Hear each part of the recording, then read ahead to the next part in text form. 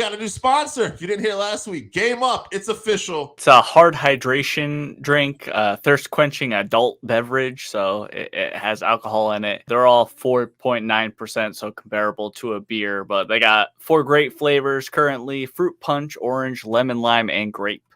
That's right.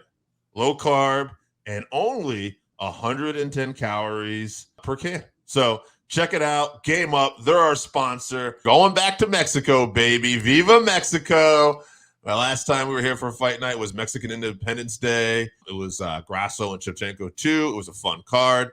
And, man, I like this card right here up top. 2 very good fights. That's right. UFC Fight Night Moreno versus Royval 2, live from Mexico City. Main card starts at 10 p.m. Eastern. On the undercard, basically all the South American fighters fighting on this card, but just shout out to Raul Rojas Jr.'s on this card. He's fighting Ricky Turquios. I don't know if you remember him. He was in The Ultimate Fighter, and he was like stomping on the ground and like yelling a bunch of stuff. It was very entertaining to watch. I think it was like the fight with the least amount of punches landed in a fight, but it was still entertaining. So, but let's get into this main card, co-main event: Yair Rodriguez versus Brian Ortega.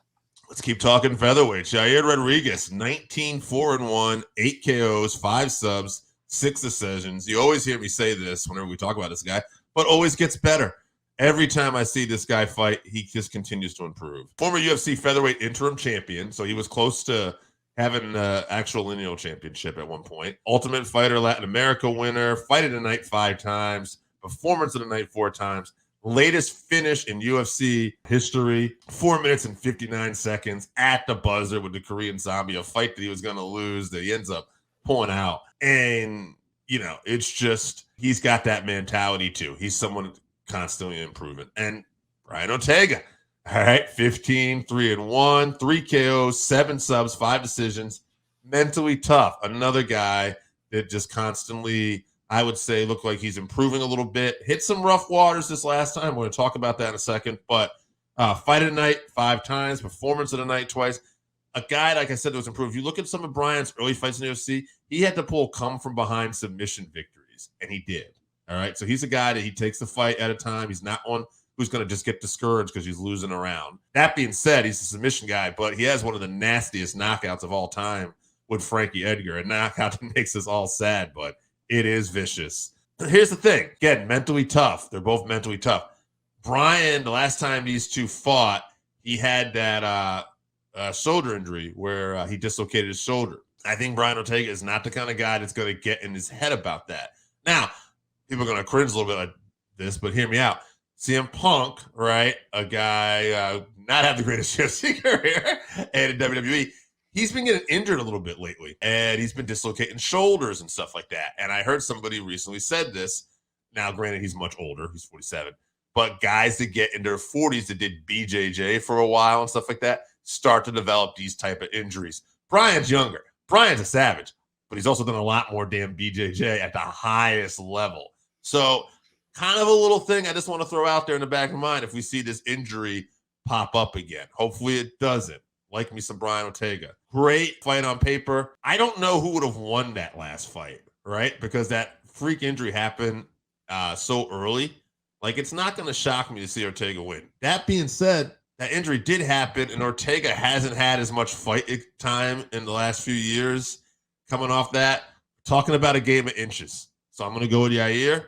I'm going to say Yair gets it done. It is only a 3-round fight, so that could be interesting. So I'll say Yair by decision because I think it's hard to finish one of these guys in 3 rounds. Yeah, Brian lost 3 of his last 4, and he hasn't fought in a year and a half because of that injury. I thought Yair had that armbar basically locked up, so I think Brian was in trouble anyway. I think he was seconds away from having to tap, but we'll never know. So we have no idea what we're going to get from him at this point. He's 32 years old, so he's still in his prime, but this is where he needs to start capitalizing on his time for fights. So he's getting thrown right back into the wolves with Yair, but that's what he needs if he wants to get to a title shot. He's got to push for it quickly. So that being said, I'm with you. Yair does improve every fight. He's improving. Plus, he's been more active, albeit only slightly. He's not the most active fighter, but he does greatly improve in his camps.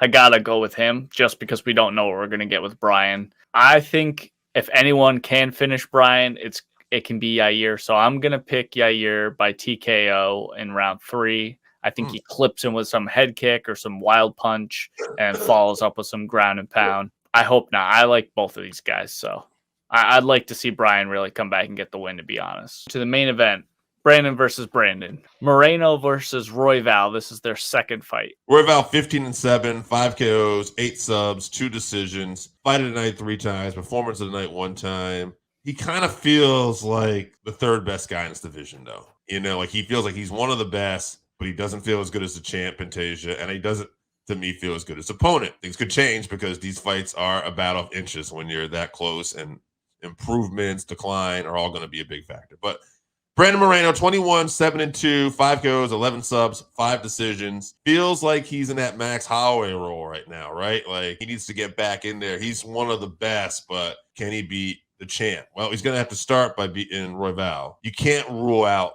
Moreno, though. He's another guy that just constantly keeps improving. Featherweight champion twice, interim featherweight champion, fight of the night 4 times, performance of the night 3 times, and just a guy who had 4 fights with Davidson Figueiredo that were crazy. But what did that take out on his career? Possibly, who knows? You know, again, another durable guy like Max Holloway with that Hawaiian chin. Moreno's that Mexican warrior. He's got that spirit, and this should be a good fight. 5 rounds, a lot of fun. I think Moreno gets it done in his backyard here, you know, in Mexico. I think this is a big opportunity for him. Hard to say you're going to see a finish with these guys. I'll pick a finish this one. I'll go a late 4th round TKO, and Moreno's going to be getting that title shot. Yeah, Moreno did beat Royval in 2020. That was their previous meeting. It was a close fight. I think this is going to be a close fight too. It really comes down to who's going to bring their A game on fight night. And both of these guys have, when they look great, they look absolutely great, but they're not the most consistent. They don't always bring their A game. I mean, I think lately it's been Moreno that has looked the better fighter, and I'm also just a bigger fan of him, so maybe I'm picking with my heart, but I'm leaning towards him. I think he gets it done, but I think it's going to be a decision. I think we're going to get an all-time great flyweight fight here, though. I would not be surprised.